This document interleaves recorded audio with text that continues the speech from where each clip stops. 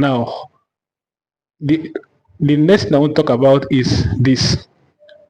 As you can see, you observe that the new joint does not obey the rules of ossification. The knee joint does not obey the rule of ossification. Not the knee joint itself, but structures around the knee joint. If this is the knee joint, for example, if this is a sketch of a knee joint, for example, this is the femur, this is the tibia, this is the fibula.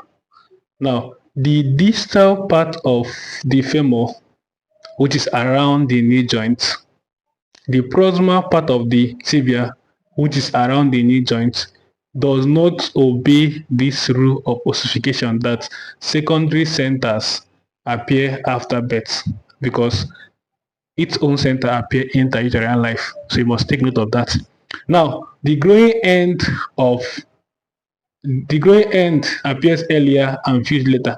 The fibula does not obey that rule. So if you think of the joint does not obey the rule of ossification, it will help you remember that the distal end of the femur and the proximal end of the tibia does not obey the rule of secondary ossification, while the fibula does not obey the rule of the growing end of a bone.